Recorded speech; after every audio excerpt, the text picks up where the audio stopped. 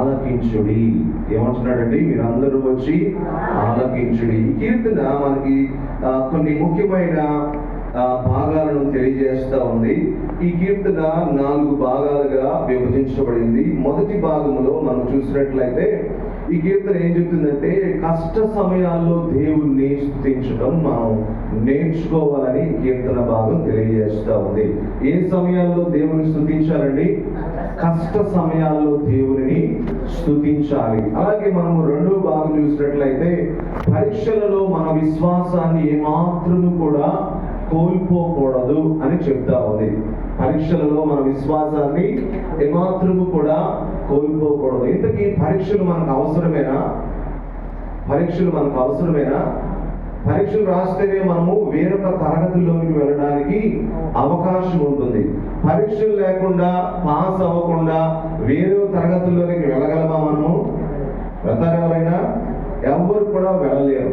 ఈ ఆత్మీయ పోరాటంలో కూడా మనకు కావాల్సింది ఏంటండి? పరీక్షలు కావాలి. ఈ పరీక్షల్లో మనం ఏమవ్వాలి? నిలబడాలి. ఎప్పుడైతే మనం ఈ పరీక్షల్లో నిలబడతామో తప్పకుండా దేవుడు మనం ఏం చేస్తాడంటే ముందుకు తీసుకువెళతాడు. హల్లెలూయా. ఇక్కడ మనం చూసినట్లయితే ఈ కీర్తనకారుడు ఈ మొదటి 5 వచనాల దాకా, మనం 4 వచనాల దాకా చూసుకున్నట్లయితే ఇక్కడ స్తుతించమని చెప్తా ఉన్నాడు, విశ్వాసాన్ని కాపాడుకోమని చెప్తా ఉన్నాడు. అంతేకాదు దేవుడు చేసిన మేలులన్నిటినీ కూడా జ్ఞాపకం చేసుకోమంటా ఉన్నాడు. మనం ముఖ్యంగా గమనించాల్సిన విషయం ఏంటంటే, మనం ఒకసారి చూడండి 8వ వచనం ఒకసారి చూసినట్లయితే, జనములారా మా దేవుని సన్నుతించుడి, గొప్ప స్వరముతో ఆయన కీర్తి వినిపించుడి, జీవ ప్రాప్తులుగా మమ్మను కలగజేయువాడు ఆయనే, ఆయన మా పాదములు కదలనియడు. మనం ఇక్కడ ముఖ్యంగా తెలుసుకోవాల్సిన విషయం ఏంటంటే, దేవా నీవు మమ్మును పరిశీలించి ఉన్నావు. పరిశీలన అంటే ఇంగ్లీష్ లో అర్థం ఏంటంటే అబ్జర్వేషన్. ప్రతి ఒక్క వ్యక్తిని దేవుడు ఏం చేస్తా ఉన్నాడండి? పరిశీలన చేస్తా ఉన్నాడు, పరీక్ష చేస్తా ఉన్నాడు. ఈ పరిశీలన సమయంలో ఈ కీర్తనకారుడు ఎలా పరిశీలించబడ్డాడో ఇక్కడ చెప్తా ఉన్నాడు. ఎలా పరిశీలించబడ్డాడంట? వెండిని నిర్మలము చేయు రీతిగా మమ్మును నిర్మలులను చేసి ఉన్నావు. వెండిని ఎలా నిర్మలం చేస్తారో, ఏ విధముగా శుద్ధి చేస్తారో ఆ విధముగా మమ్మల్ని ఏం చేశాడంట? శుద్ధి చేశాడు. అలాగే ఇంకా ఏం చెప్తున్నాడంటే ఈ కీర్తనకారుడు, నీవు బందీ గృహంలో మమ్మల్ని ఉంచితివి, మా నడుముల మీద గొప్ప భారము పెట్టితివి. నీవు అంటున్నాడు అంటే దేవుడు వీరిని ఎలా ఉంచాడంట? సుఖంగా ఉంచాడా? సుఖమైన ప్రయాణం వీరికి ఉందా? లేదు. వీరిని ఎక్కడ ఉంచాడంట? దేవుడు బందీ గృహాల్లో ఉంచాడంటే కష్టాలు కలిగించే రీతిగా కష్టాల సమయంలో వీళ్ళందరూ కూడా ఉన్నట్లు చెబుతా ఉన్నారు. అంతేకాదు మా నడుముల మీద గొప్ప భారము పెట్టితివి. ఇంకా ముందుకు వెళ్ళినట్లయితే కీర్తనకారుడు ఏం చేస్తున్నాడు తెలుసా? నరులు మా నెత్తి మీద ఎక్కినట్లు చేసితివి. ఏం చేశారండి? నరులంట వాళ్ళ నెత్తి మీద, అంటే నిజంగా వచ్చి నెత్తి మీద ఎక్కారా? కాదు. అంటే వీళ్ళకన్నా వేరే వారిని ఏం చేశాడు దేవుడు? వీరి మీద అధికారులుగా చేశాడు. అయ్యో నేను ఇన్ని సంవత్సరాలు దేవుని బిడ్డగా ఉంటున్నానే, నా విశ్వాసాన్ని కాపాడుకుంటున్నానే, నేను ఎందుకు ఈ స్థితిలో ఉన్నాను, వాళ్ళు ఎందుకు ఆ స్థితిలో ఉన్నారు అని ఇక్కడ కీర్తనకారుడు తెలియజేస్తా ఉన్నాడు. ఇంకా ఏం చేస్తున్నాడు తెలుసా? మేము నిప్పులలోను నీడలోను పడితిమి. ఇక్కడ 2 విషయాల గురించి చెప్తున్నాడు. నిప్పేం చేస్తుందండి? కాలుస్తుంది. మనలో ఉన్న ప్రతి చెత్తను కూడా దేవుడు కాల్చును గాక. ఆమేన్. నీళ్ళేం చేస్తాయి? శుద్ధి చేస్తాయి. నీళ్ళేం చేస్తుంది? శుద్ధి చేస్తాయి. మనం కూడా మనలో ఉన్న ప్రతి ఒక్క మలినాలన్నీ కూడా ఈ దినమున శుద్ధి అవును గాక. ఆమేన్. అంతేకాదు ఇక్కడ మేము నీళ్ళలోను నిప్పులలోను పడితిమి, అయినను, ఇక్కడ జాగ్రత్తగా వినాలి, అయినను దేవుడు ఏం చేశాడంట? మమ్మును నీవు సమృద్ధి గల చోటికి మమ్మును తప్పించి ఉన్నావు. హల్లెలూయా. అంటే ఈ శ్రమల వెనకాల ఏం దాగి ఉందండి? సమృద్ధి ఉంది. హల్లెలూయా. మనం సమృద్ధి గల చోటులోనికి వెళ్ళాలంటే మనం ఎదుర్కోవలసింది ఏంటి? చెప్పాలందరూ? శ్రమలు, కష్టాలు, ఇబ్బందులు, ఇరుకులు, బాధలు, వేదనలు, అనారోగ్యాలు అన్నిటినీ కూడా మనము ఎదుర్కోవాలి. అపోస్తలుడైన పౌలు గారు మనము 1 కొరింథీయులకు రాసిన పత్రికలో చూసినట్లయితే 10వ అధ్యాయము 13వ వచనంలో చూడండి ఒకసారి. అపోస్తలుడైన పౌలు 1 కొరింథీయులకు రాసిన పత్రిక 10:13. అక్కడ ఏం రాయబడింది? చదవండి ఒకసారి అమ్మా. సాధారణముగా మనుషులకు కలుగు శోధన తప్ప మరి ఏదియు మీకు సంభవింపదు. దేవుడు ఎలాంటి వాడు? నమ్మదగిన వాడు ఆయన. మీరు అది అందరూ కూడా ఇది వినాలి. మీరు సహింపగలిగినంత కంటే ఎక్కువగా ఆయన మిమ్ము శోధింపబడనివ్వడు. తర్వాత అదే కాదు, చదువమ్మా. సహింపగలుగుటకు ఆయన శోధనతో కూడిన తప్పించుకునే మార్గాన్ని కూడా ఆయన ఏం చేస్తాడు? కలుగు చేస్తాడు. ప్రియ దేవుని సంఘం, ఆ శోధనలు వచ్చినాయి అని శోధనలో పడిపోవటం కాదు, కానీ శోధనకు మనం ఏమవ్వాలి? నిలబడాలి. ఇక్కడ కీర్తనకారుడు అదే తెలియజేస్తా ఉన్నాడు. నిప్పుల్లో మేము పడ్డాము, నీళ్ళలో పడ్డాము, నరులు వచ్చి మా నెత్తి మీద ఎక్కినట్లు చేశావు. అంతేకాదు, ఇవన్నీ కూడా జరిగిన తర్వాత దేవుడు వీరిని ఎక్కడ తీసుకువెళ్ళాడు? సమృద్ధి గల చోటికి దేవుడు మమ్మలను నడిపించాడు అని ఇక్కడ కీర్తనకారుడు తెలియజేస్తా ఉన్నాడు. మనము 14వ వచనంలో చదివినట్లయితే ఇక్కడ ఏముందంటే, నాకు శ్రమ కలిగినప్పుడు నా పెదవులు పలికిన మ్రొక్కుబడులను, నా నోరు వచించిన మ్రొక్కుబడులను నేను నీకు చెల్లిస్తాను. ఇతను అనుకున్న మ్రొక్కుబడులన్నీ కూడా చెల్లించే వ్యక్తిగా ఉన్నాడు. మనం కూడా చాలా సార్లు మొక్కుకుంటాం దేవునికి, అవునా? మొక్కుకొని ఏం చేస్తాము? కొన్నిసార్లు అవకాశం ఉంటే చెల్లిస్తాము, అవకాశం లేకపోతే ఆ మొక్కుబడులన్నిటినీ కూడా మరిచిపోతాము. కానీ ప్రసంగి గ్రంథంలో ఏముందో తెలుసా? ఒకసారి చూడండి. భక్తుడైన ప్రసంగి సొలొమోను గారు రాసిన ప్రసంగి గ్రంథము, అక్కడ ఏముందంటే, చదువమ్మా. 5వ అధ్యాయము 5వ వచనం చూడండి. దాన్ని చెల్లించడానికి నువ్వేం చేయకూడదు? ఆలస్యం చేయకూడదు.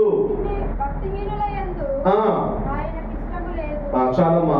అంటే మొక్కుబడి చెల్లించిన వెంటనే నువ్వేం చేయాలి? దాన్ని చెల్లించడానికి ఏమాత్రము కూడా ఆలస్యం చేయకూడదు. ఇక్కడ కీర్తనకారుడు ఏం తెలియజేస్తున్నాడంటే, అతను మొక్కుకున్నాడు, అతని శ్రమ కలిగినప్పుడు, కానీ అతను పెదవులు పలికిన మొక్కుబడులన్నిటినీ కూడా, ఆయన నోరు వచించిన మొక్కుబడులన్నిటినీ కూడా ఆయన చెల్లించే వ్యక్తిగా ఉన్నాడు. మనం కూడా ప్రభువుకి మొక్కుకుంటే వాటిని ఏం చేయాలి? తప్పకుండా చెల్లించాలి. ఇంకా ఇతని దగ్గర నుంచి శ్రేష్టమైన మాటలను మనం కొన్ని నేర్చుకుందాం. ఇక్కడ 16వ వచనంలో చూసినట్లయితే, దేవుని యందు భయభక్తులు గలవారులారా మీరందరూ వచ్చి ఏం చేయమంటున్నాడు? ఆలకించండి అని చెప్తా ఉన్నాడు. ఇతను ఒక గొప్ప సాక్ష్యాన్ని ఇక్కడ పంచుకుంటూ ఉన్నాడు. ఏంటి ఇతని యొక్క సాక్ష్యం అంటే, చూడండి, ఆయన నా కొరకు చేసిన కార్యములను నేను వినిపించేదను. ఈ కీర్తనకారుడికే దేవుడు కార్యాలు చేశాడా? మనకు కూడా కార్యాలు చేశాడా దేవుడు? ఆయన అందరికీ కూడా కార్యాలు చేస్తాడు. ఆ కార్యాలను కొంతమంది సాక్ష్యం చెప్తారు, మరి కొంతమంది సాక్ష్యం చెప్పడానికి భయపడతారు. కానీ ఇతను ఏం చేస్తున్నాడంటే, అందరినీ కూడా పిలుస్తున్నాడు. ఇదిగో దేవుడు నాకు చేసిన కార్యాలన్నిటినీ కూడా నేను మీకు వినిపిస్తాను. అందరూ కూడా వినండి. ఏం చెప్తున్నాడో మనం జాగ్రత్తగా విందాం. ఆయనకు నేను మొరపెట్టి తిని అప్పుడే నా నోట శ్రేష్టమైన కీర్తన ఉండెను. అందరినీ కూడా స్తుతించమంటున్నాడు, అందరినీ కూడా దేవునికి స్తోత్రం చెల్లించమంటున్నాడు. కానీ ఇతడు కూడా ఏం చేస్తున్నాడు? ఇతడు కూడా దేవుని నామాన్ని కీర్తిస్తున్నాడు, దేవుని నామాన్ని ఘనపరుస్తున్నాడు. అంటే ఇతడు చెప్పేవాడుగా లేడు గాని చేసేవాడుగా ఉన్నాడు. హల్లెలూయా. మనం కూడా చెప్పేవారంగా ఉండకూడదు. ఎలా ఉండాలి మరి? చేసేవారంగా ఉండాలి. చాలా మంది ఈ రోజుల్లో చెప్పడానికే అలవాటు పడ్డారు కానీ చేయడానికి ఏమాత్రము కూడా అలవాటు పడలేదు. కానీ ఈ కీర్తనకారుడు ఏం చేస్తున్నాడు? ఇతడు కూడా చేస్తా ఉన్నాడు. ఇంకేం చేస్తున్నాడు తెలుసా?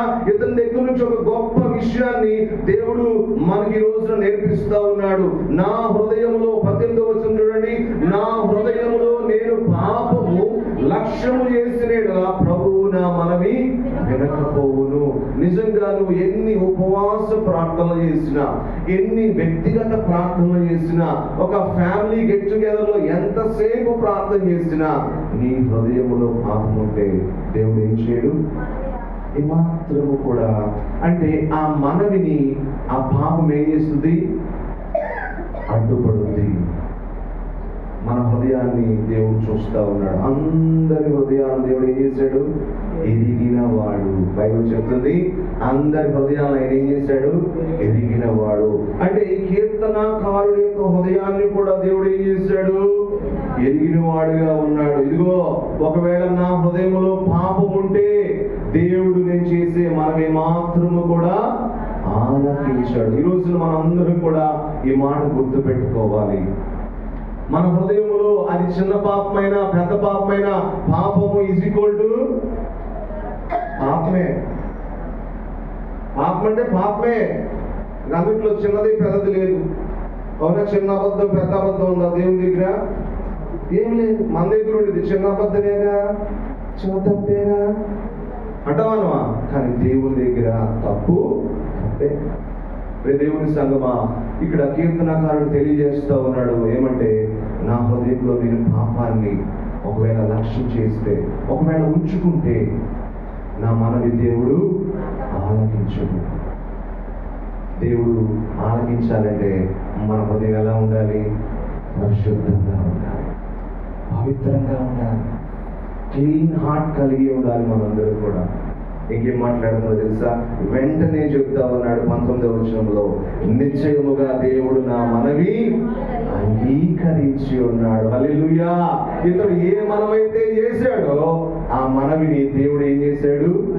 అంగీకరించాడు, ఆలకించాడు, అంగీకరించాడు. మరి మనము కూడా దేవుడు ఏం చేయాలి? ఈ రోజున ఆలకించాలి, అంగీకరించాలి. అవునా? అంగీకరించాలంటే కీర్తనకారుడు ఏం చెప్తా ఉన్నాడు? హృదయం ఎలా ఉండాలి? హృదయం ఎలా ఉండాలి? చాలా పరిశుద్ధంగా ఉండాలి. ఎందుకు? దేవుడు పరిశుద్ధుడు, మనం కూడా పరిశుద్ధంగా మన జీవితాన్ని ఉంచుకోవాలి. ఇంకేం మాట్లాడుతున్నాడు తెలుసా? ఆయన నా విజ్ఞాపన ఆలకించాడు, నా మనవిని ఆలకించాడు, అలాగే నా విజ్ఞాపనను కూడా ఆలకించాడు.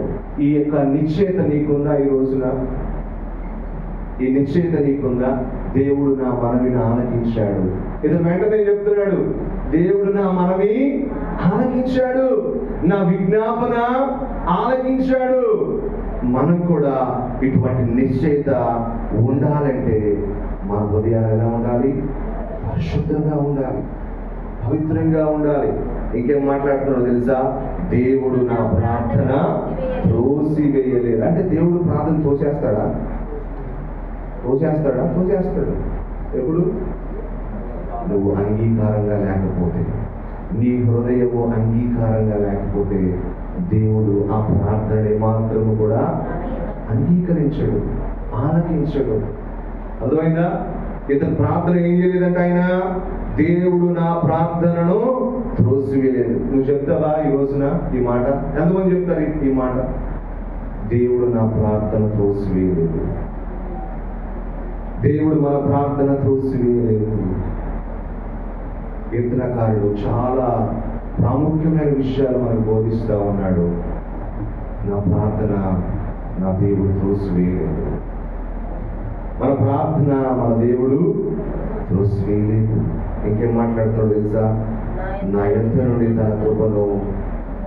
తొలగింపలేదు. అంటే కీర్తనకారుడికి ఏముంది? ఆయన కృప ఉంది. హల్లెలూయా. ఎవరైతే ప్రార్థించే వారుగా ఉంటారో, ఎవరైతే ప్రార్థన పరులుగా ఉంటారో, ఎవరైతే ఆయనకి అంగీకారమైన భక్తిని చేస్తారో వారికి ఏముంటుందో తెలుసా? ఆయన కృప ఉంటుంది. హల్లెలూయా. ఏ కృప? ఆయన కృప. దావీదుకి ఏముందండి? దావీదు మీద మహాకృప. ఆయన మహాకృప కలిగిన వాడు. మహాకృప దావీదుకి. ఈ రోజున నీకు కూడా ఆయన కృప కావాలంటే నువ్వేం చేయాలి? నీ విజ్ఞాపన కూడా ఆయన ఆలకించాలంటే, నీ ప్రార్థన కూడా ఆయనకి అంగీకారంగా ఉండాలంటే నీవు చేయవలసింది, నేను చేయవలసింది, మన హృదయాన్ని మనము పరిశీలించుకోవాలి. మన హృదయం మనల్ని మోసం చేస్తుంది, అది జ్ఞాపకం పెట్టుకోవాలి. మన హృదయం ఏం చేస్తుంది? పర్లేదు, వాళ్ళు అట్లా ఉన్నారుగా, మనం కూడా ఇట్లాగే ఉంటాం. వాళ్ళు ప్రార్థనకి వెళ్తున్నారు, నేను కూడా ప్రార్థనకి వెళ్తున్నాను. మనం ఇతరులను ఎప్పుడు కంపేర్ చేసుకోకూడదండి. ఎవరిని కంపేర్ చేసుకోవాలి? మన దేవుని కంపేర్ చేయాలి. ఆయనకి కూడా శ్రమలు వచ్చినాయా? ఆయనకి కూడా శోధనలు వచ్చినాయా? ఆయనకి కూడా ఇరుకులు వచ్చినాయి. వాటన్నిటిలో దేవుడు నిలబడ్డాడు. నువ్వు కూడా నిలబడాలి. నీకు కూడా శ్రమ వచ్చినప్పుడు కృంగిపోకూడదు. నువ్వు బాధ వచ్చినప్పుడు కృంగిపోకూడదు. నీకు శోధన వచ్చినప్పుడు ఏమాత్రము కూడా కృంగిపోకూడదు. దేవుడిని స్తుతించడం నేర్చుకోవాలి. 4 విషయాలు మనం నేర్చుకున్నాం. 1, కష్టాల్లో దేవుణ్ణి స్తుతించాలి. 2, పరీక్షల సమయాల్లో మన విశ్వాసాన్ని ఏమాత్రము కూడా పోగొట్టుకోకూడదు. 4, మేలు చేసినప్పుడు మనం ఏం చేయాలంటే దేవునికి కృతజ్ఞతాస్తుతులు చెల్లించాలి. అంటే ఈ కీర్తనకారుడు ఏ విధంగా సాక్ష్యాన్ని వివరించాడో మనం కూడా ఇతరులకు సాక్ష్యాన్ని చెప్పే విధంగా ఉండాలి. 4వది, ఇతడు ప్రార్థనాపరుడుగా ఉన్నాడు. ఎలాంటి ప్రార్థన చేస్తా ఉన్నాడు? అతని హృదయం ఎలా ఉంది? శుద్ధిగా ఉంది. మన హృదయం కూడా ఎలా ఉండాలి? శుద్ధిగా ఉండాలి, పరిశుద్ధంగా ఉండాలి. పాపాన్ని మాత్రం కూడా మన హృదయంలో లక్ష్యం చేయకూడదు. పాపం అనేది మన హృదయంలో ఏమాత్రము కూడా ఎక్కడైనా దాగి ఉందేమో ఒకసారి పరిశీలన చేద్దాం. ఎక్కడైనా ఉందేమో పరీక్ష చేసుకుందాం. దేవుడు మన విజ్ఞాపన ఆలకించేవాడుగా ఉన్నాడు. మన ప్రార్థనను, మన మనవిని అంగీకరించేవాడుగా ఉన్నాడు. ఎవరైతే ఈలాగు చేస్తారో వారికి మాత్రమే కృప దొరుకుతుంది. హల్లెలూయా. పౌలు గారికి ఏమొచ్చింది? ఆయన ఎంత ఇబ్బంది పడుతున్నా సరే, నా కృప నీకు చాలును అని దేవుడు చెప్పాడు. ఆయన కృప ఉంటే చాలండి కదా. ఆయన కృప తప్ప వేరొకటి మనకు అవసరం లేదు. ఆయన కృప ఉంటే మన జీవితాలు ఎంతో ఆశీర్వాదకరంగా ఉంటాయి. ఇంకేం చెప్తున్నాడంటే, ఆయన సన్నుతింపబడును. దేవుని సంగమా, మన నోటి నుంచి దేవుని స్తుతించాలి. మన నోటి నుంచి సాక్ష్యాన్ని ఇతరులకు తెలియచేయాలి. నీ పట్ల దేవుడు ఏం చేస్తున్నాడో నువ్వు గమనించుకోవాలి. ఆయన ప్రభావం ఏంటో నీకు అర్థమవుతుందా? ఆయన నామ ప్రభావం ఏంటో నీకు తెలుస్తుందా? ఎప్పుడు తెలుస్తుంది ఆయన నామ ప్రభావము? ఎప్పుడు తెలుస్తుందండి? ఆయనతో సహవాసం చేసినప్పుడు, ఆయనతో నువ్వు గడిపినప్పుడు ఆయన ఏంటో నీకు అర్థమవుతుంది. అవునా? అంతేనా కదా? ఒక వ్యక్తితో మనం సహవాసం చేస్తేనే కానీ ఆ వ్యక్తి ఏంటో మనకి అర్థం కాదు. చూసే వాళ్ళందరూ మంచిగానే ఉంటారు. అవునా? అందరూ మంచిగానే ఉంటారు. కానీ లోతులోనికి వెళ్తూ ఉంటే మనుషులు ఎలాంటి వారో మనకు అర్థమవుతుంది. అలాగే ప్రభు కూడా మనకు అర్థం కావాలంటే మనము ఆయనతో ప్రయాణం చేయాలి. హల్లెలూయా. ఆయనతో నడవాలి. కీర్తనాకారుడు కూడా తన అనుభవాలను చెప్తా ఉన్నాడు. తన అనుభవాన్ని సాక్షి రూపంలో పంచుకుంటా ఉన్నాడు. ఆయన నా పట్ల చేసిన కార్యాలన్నిటినీ వివరిస్తాను, వినండి అని చెప్తా ఉన్నాడు. ఒక గొప్ప సాక్ష్యాన్ని తెలియజేస్తా ఉన్నాడు. మనం కూడా కీర్తనాకారుని వలె మనం ఏం చేద్దామంటే ప్రార్థన ఆలకించాలంటే మన హృదయము దేవుని ఎదుట పరిశుద్ధంగా ఉండాలి. మన విజ్ఞాపన ఆయనకి ఆలకించాలంటే మనము దేవుని అంగీకారంగా జీవించాలి, ఆయనను స్తుతించాలి, ఆయన నామాన్ని హెచ్చించాలి. ప్రియ దేవుని సంగమా, ఈ మాటలు ముగిస్తా ఉన్నాను. దేవుడు ఎందుకు ఈ మాటలు మనకు బోధిస్తున్నాడంటే మనల్ని మనం సరి చేసుకోవడానికి కోసం, మనల్ని మనం శుద్ధీకరించుకోవడానికి కోసం. ఎన్నో అపాయాలు వచ్చినాయి. జనులు తన నెత్తి మీదకి ఎక్కేసారు, అగ్నిలోను నీళ్ళలోను పడిపోయారు, బందీ గృహాల్లో ఉన్నారు. అయినా సరే దేవుడు ఆయన విడిచిపెట్టలేదు. దేవుడు మనల్ని కూడా విడిచిపెట్టాడు. హల్లెలూయా. కష్టాల గుండా మనం ప్రయాణం చేస్తూ ఉన్నాం, కానీ మనతోనే మన దేవుడు ఉన్నాడనే నిరీక్షణ ఎంతైనా గొప్ప నిరీక్షణ. అటు నిరీక్షణ దేవుడి ఉదయకాల సమయంలో మనందరికీ కూడా దయచేయును గాక. ఆమేన్. చిన్న ప్రార్థన చేసుకుందాం. చిన్న ప్రార్థన. మన హృదయము ఏ విధంగా ఉంది? ఆయన ప్రభావం ఏంటో నీకు అర్థమవుతుందా? ఆయన శక్తి ఏంటో నీకు అర్థమవుతుందా? ఇజ్రాయేలు ఎదుట ఆ సముద్రాన్ని 2 పాయలుగా చేసిన దేవుడు నీ సమస్యలను కూడా ఆయన 2 పాయలుగా చేయడానికి సిద్ధంగా ఉన్నాడు. ఎన్నో శ్రమలు వచ్చినాయి, ఎన్నో ఇబ్బందులు వచ్చినా, ఎన్నో కష్టాలు వచ్చినా, ఎంతమంది నిన్ను ఇబ్బంది పెట్టినప్పటికీ ఆయన నిన్ను సమృద్ధి గల చోటులకు తీసుకువెళ్తాడు. సమృద్ధి చేత ఆయన నింపుతాడు. నువ్వేమాత్రం భయపడకు. ఈ కాలస్యంలో నీ హృదయం ఏ విధంగా ఉందో ఈ కాలస్యంలో పరిశ్రమ చేసుకుందాం. చిన్న ప్రార్థన. ప్రేమ నమ్మకమైన మా ప్రియ యేసయ్యా, మీకు వందనాలు. కీర్తనకారుడు ద్వారా మాతో మాట్లాడారు నాయన. అయ్యా, మా విశ్వాసాన్ని మేము కోల్పోకూడదు నాయన. కష్ట సమయంలో మేము స్తుతించే వారముగా ఉండాలి, మీ నామాన్ని హెచ్చించే వారముగా ఉండాలి. మా హృదయమును ఆయన పరిశుద్ధంగా ఉండాలి ప్రభువా. మా హృదయములో పాపము లక్ష్యం చేసినలా ప్రభువు నా మనవి ఆలకింపుడు అనే సెన్స్ని ప్రభువా మాకు దయచేయమని ప్రార్థన చేస్తా ఉన్నాను. మీ ఆత్మచేత మమ్మల్ని నడిపించండి. మా హృదయాల్లో ఏ పాపాన్ని కూడా మేము లక్ష్యము చేయకుందుముగా స్తోత్రాలు. మీ ఆత్మచేత మమ్మల్ని నింపండి. ప్రార్థన పరులుగా మమ్మల్ని చేయండి నాయన. మా ప్రార్థన మీరు అంగీకరించండి, మా యొక్క విజ్ఞాపన అంగీకరించండి ప్రభువా. మీ కృపను దూరము చేయొద్దు ప్రభువా. మీ కృప మా అందరికీ కూడా దయచేసి మహిమ పొందడం యేసు నామములో అడుగుచున్నాము తండ్రి. ఆమేన్.